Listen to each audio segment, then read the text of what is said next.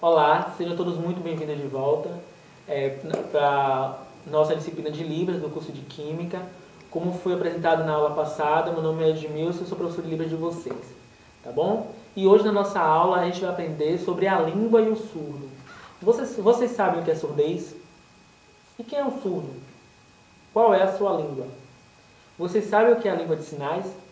Então a gente vai estar vendo tudo isso na nossa aula de hoje. E para começar, eu pergunto para vocês: vocês saberiam me definir para mim o que é a surdez? A surdez, ela é definida como uma dificuldade ou uma ausência auditiva que pode ser causada por diversos fatores e pode ocorrer em várias fases da vida. Ela pode acontecer antes, durante ou após o nascimento. Ela pode ser também classificada como pré-lingual ou pós-lingual. O que é isso pré-lingual?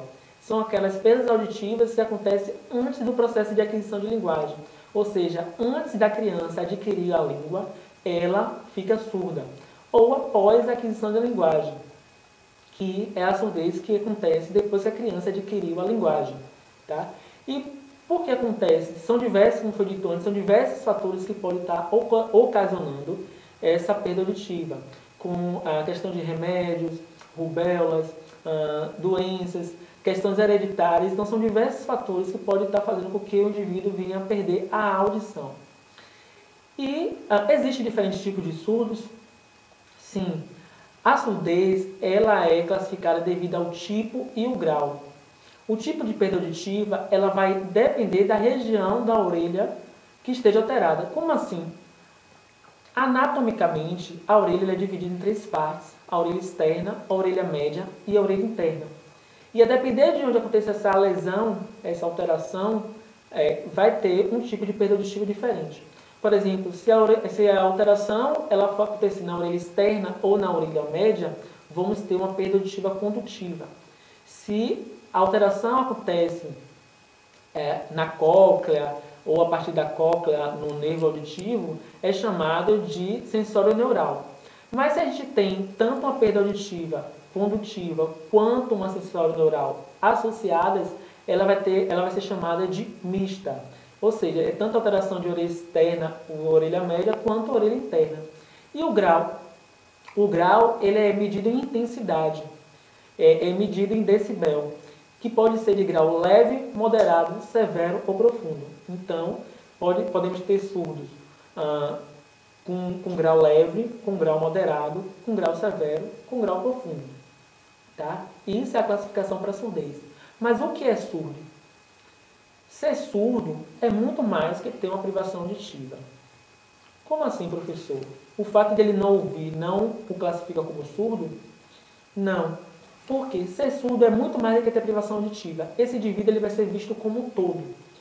Esse indivíduo, para ser caracterizado como surdo, ele vai ter que ter uma cultura, uma identidade, ele vai ter uma experiência e a apropriação do mundo através da visão. Ele vai aprender, as experiências e a interação dele vai acontecer através da visão. Além de ter essa experiência e apropriação do mundo através da visão, ter uma cultura, ter uma identidade e participar de uma comunidade minoritária, esse indivíduo vai ter uma língua própria, que é conhecida como língua de sinais.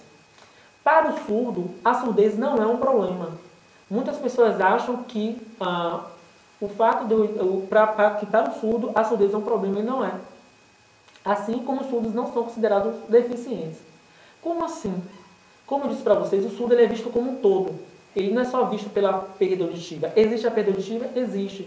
Mas além da perda auditiva, tem outras coisas, como a apropriação do mundo através de experiências visuais, a questão da cultura, da identidade, da língua de sinais, a língua própria da comunidade surda, que vai caracterizá-lo como surdo. É diferente daquele indivíduo que, por exemplo, teve uma perda auditiva pós-lingual.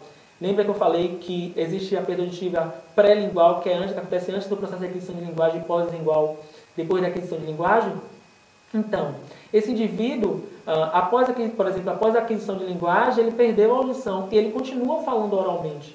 Então, esse indivíduo ele vai se relacionar, vai se comunicar através de leitura labial e através da fala. ele não vai estar utilizando as experiências visuais, ele não vai ter uma cultura surda, ele não vai ter uma identidade surda, e ele não vai se comunicar em língua de sinais. Ou seja, ele tem uma dificuldade auditiva, porém ele não tem todos aqueles outros elementos que o surdo tem. A questão da cultura, da identidade e da língua de sinais. Então esse indivíduo ele é visto e caracterizado apenas como um deficiente auditivo. Tá? Uma outra coisa, uma outra curiosidade, surdo-mudo. Surdo-mudo não existe. Esse termo surdo-mudo está errado. Por quê? Todo surdo não é mudo? Não. A gente vai estar vendo na próxima aula, quando a gente for falar sobre os aspectos históricos da educação do surdo da língua de sinais, que antigamente, há muito tempo atrás, as pessoas acreditavam que para ter pensamento precisava ter linguagem, e para ter linguagem precisava ter fala. Então, pelo fato do surdo não desenvolver a fala oral, os estudiosos da época acreditavam que eles não tinham linguagem e, consequentemente, não tinham pensamento. Então, esses indivíduos, pelo fato de não ter pensamento, como eles acreditavam, esses indivíduos eles ficavam privados de várias coisas, como ter acesso à educação, eles não poderiam casar, a igreja acreditava que esses indivíduos eles não tinham alma, eles não poderiam herdar bens de familiares. Então, antigamente acreditava que pelo fato de não desenvolver a fala, por conta da surdez, acreditava que todo surdo era mudo. E até hoje a gente vê esses termos sendo usados em vários veículos de comunicação, revistas, jornais, na televisão, mas isso acontece pela falta de informação. Tá? A gente vai estar vendo que justamente no Congresso de Milão, em 1880, vai existir uma metodologia de educação chamada oralista, porque eles descobrem que fisiologicamente o surdo tem todo o trato vocal e que o surdo pode sim desenvolver a oralização. Tá? Mas o que é a mudez? A mudez, na verdade, seria uma patologia, a ausência total da fonação por alguma patologia. Ou o indivíduo nasceu com uma malformação que não tem pregas vocais, ou esse indivíduo teve um câncer de laringe e teve que fazer a retirada total de laringe, ficando temporariamente sem voz. Por que temporariamente? Porque existem profissionais da fala que podem estar fazendo com que ele desenvolva outras estratégias para falar. Então, isso é mudez, é a ausência total da voz, da fonação. E o surdo, ele tem todo o trato vocal, ele tem pregas vocais, ele consegue emitir som, então ele não é classificado como mudo. Tá? Até mesmo alguns surdos que procuram um atendimento fonoaudiológico, que começam a trabalhar a questão da oralização, eles aprendem a trabalhar com o trato vocal. Então eles aprendem a emitir voz, fala oral, como eu estou fazendo aqui agora. E uma outra coisa, quando a gente fala em mudez, a gente pensa na ausência da comunicação, de um indivíduo que não consegue se expressar. Tá? E quando a gente fala em fala, automaticamente as pessoas associam fala a fala oral. E a gente precisa acabar com essa ideia. A fala ela pode acontecer também a partir de uma outra modalidade, que é através da língua de sinais. A gente vai ver que a língua de sinais ela é uma língua completa. O que vai diferenciar das línguas orais e auditivas é a modalidade de língua, já que a língua oral auditiva ela acontece através da fala e da audição, e a língua de sinais é uma língua de modalidade motora visual, ou seja, ela acontece através do espaço. Mas a fala também acontece através da língua de sinais. Certo?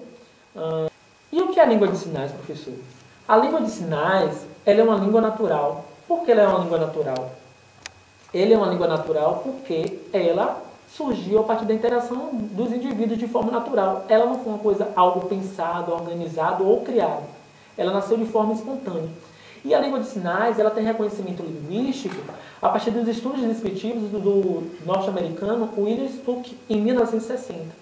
O William Stuck ele começou a pesquisar e estudar as línguas de sinais e ele descobriu que as línguas de sinais ela possuem todos os níveis linguísticos que qualquer outra língua, causando na época uma mudança grande na linguística. Por quê?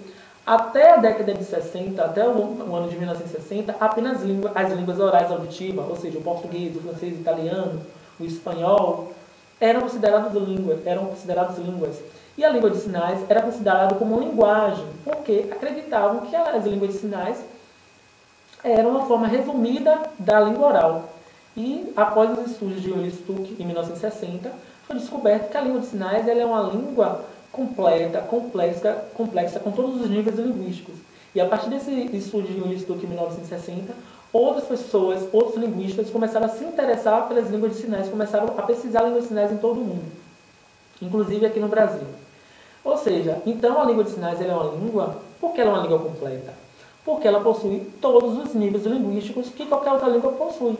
Então ela tem fonética, ela tem fonologia, ela tem semântica, ela tem pragmática, ela tem sintaxe, ela tem morfologia. Então todos os níveis linguísticos que as línguas orais, orais auditivas possuem, a língua de sinais também possui. E tem gramática própria. Ou seja, a gramática da língua de sinais ela é independente da gramática de qualquer outra língua. Por exemplo, a gramática da língua portuguesa ela é diferente da gramática da língua inglesa. Assim como a gramática do inglês é diferente da gramática do italiano. A mesma coisa acontece. A gramática da língua de sinais ela é diferente. Por exemplo, aqui no Brasil falamos o português e também a língua de sinais. Então, a gramática da língua de sinais ela é totalmente diferente da gramática da língua portuguesa. Além de ser língua de modalidade diferente, ela tem a sua própria gramática. A gramática da língua de sinais é independente da gramática da língua portuguesa. Aí vocês me perguntam, professor, mas o fato de aprender só o alfabeto manual A, B, C, D, E, não faz com que eu já saiba tudo de língua de sinais? Não. A língua de sinais ela não é a utilização apenas do alfabeto manual. No ambiente de aprendizado, na pasta lá, no material de apoio, tem um texto que fala sobre a questão da língua de sinais, do alfabeto manual e da utilização. Na próxima aula que a gente for aprender o alfabeto manual, para vocês praticarem aí, vocês também vão estar vendo quais são os momentos que vamos utilizar esse alfabeto manual. O alfabeto manual, na verdade, ele é um código do alfabeto. E o alfabeto ela é utilizado apenas em alguns momentos específicos. Por exemplo, a nossa intérprete que está aqui fazendo a interpretação dessa aula. Se vocês observarem, ela não está utilizando o alfabeto manual para estar passando todo o conteúdo. Ela está utilizando os elementos, as palavras em libras, que a gente chama de sinal, como eu disse para vocês na aula anterior. Tá? Imagina se ela fosse passar todo o conteúdo no alfabeto manual, né? Digitando letra por letra do que eu estava falando. Além de ser algo longo, seria bastante cansativo. Então, o alfabeto é apenas uma pequena parte da língua de sinais. Tá? E como a língua de sinais é uma língua completa, complexa, com gramática própria, ela é capaz de expressar ideias, emoções, pensamentos, é capaz de falar sobre coisas concretas, abstratas, discutir sobre política, sexualidade. Por exemplo, mais uma vez utilizando o exemplo da nossa intérprete, eu estou dando aula para vocês e ela está fazendo toda a interpretação em língua de sinais. Você vê que a gente está falando de tudo, da questão da língua, de gramática, de estudos descritivos, e ela está passando tudo isso em língua de sinais. Então a língua de sinais, como todas as outras línguas, ela é capaz de expressar toda a expressão, ideias, emoções, pensamentos. Tá? Aí vocês estão vendo eu falando o tempo todo que a língua de sinais ela é uma língua de modalidade espaço-visual. Por que uma língua de modalidade espaço-visual? Porque ela vai utilizar o espaço e a visão. Por exemplo, as línguas orais auditivas, como eu disse, o português, o inglês, o italiano, o francês, ela utiliza a fala verbal e utiliza a audição para se comunicar. Na língua de sinais, a gente vai estar utilizando o espaço, a gente vai estar utilizando o corpo, movimento do corpo, movimento de face, expressões faciais, movimento de mãos e braços, e vai estar utilizando a visão. Por isso, ela é chamada de língua, de modalidade de língua espaço-visual. Vocês lendo algum texto, fazendo alguma pesquisa, vocês podem estar vendo que ela é chamada também de, além de espaço visual, de motora visual ou gesto visual. É a mesma coisa. Então você pode estar encontrando termos diferentes para a mesma coisa, certo? Mas vamos lá, vamos dizer que vocês aprenderam a Libras. E aí vocês podem viajar ao mundo, vocês acham que vocês podem viajar ao mundo sinalizando para todo mundo, para surdos de outros países? Não. Muitas pessoas acreditam que a língua de sinais é universal, e não é. Cada país tem a sua língua de sinais. Como acontece nas línguas orais auditivas. O Brasil fala português, os Estados Unidos falam inglês, A Argentina fala espanhol, a Itália fala italiano. A mesma coisa acontece com as línguas de sinais. Cada país vai ter essa língua de sinais. Até mesmo, como eu disse para vocês, a língua de sinais é independente da língua oral auditiva. Temos, por exemplo, o Brasil e Portugal que falam a mesma língua oral auditiva que a língua portuguesa. Mas a língua de sinais do Brasil é totalmente diferente da língua de sinais utilizada em Portugal. Certo? Existem algumas semelhanças nas línguas de sinais, a gente depois vai estar vendo, quando a gente vê os aspectos históricos da língua de sinais, que algumas línguas de sinais elas são pouco parecidas porque são derivadas, a língua de sinais brasileira mesmo, ela vem da língua de sinais francesa. A gente vai estar vendo isso depois. E além dessa diferença de país, ela tem também a questão da variação linguística. A língua de sinais ela vai estar variando de acordo com a região, com a idade, com questões sociais, culturais. Então, como acontece nas línguas orais auditivas. Por exemplo, o português ele vai variar de região, a região nordeste, a região sul-sudeste. Tem também a questão de idade, de fatores sociais e econômicos. Não existem essas questões das variações linguísticas nas línguas orais auditivas. Isso também vai acontecer na língua de sinais. Vai acontecer também essas variações linguísticas. Ela é uma língua. Tá?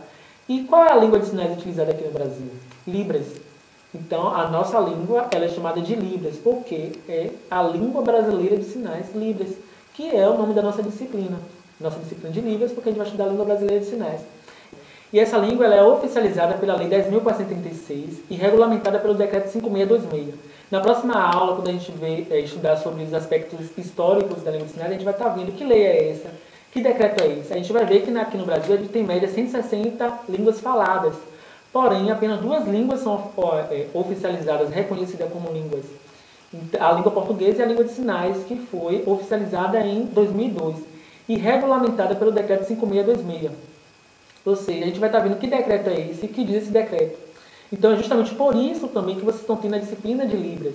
Porque esse decreto ele diz que, que Libras, a partir do momento que ela foi reconhecida e oficializada, ela deve ser ensinada nas escolas também e nos cursos de graduação. Então, todos os cursos de licenciatura, além do curso de pedagogia e fonoaudiologia, precisa ter obrigatoriamente a disciplina de Libras. Então, na próxima aula, a gente vai estar vendo mais, estudando melhor essa lei, esse decreto, e a gente vai estar vendo o que diz essa lei, esse decreto. Tá bom? Então, por hoje é só. Estudem bastante, pesquisem bastante. Espero que esteja sendo bastante interessante para vocês essa disciplina. E até a próxima aula.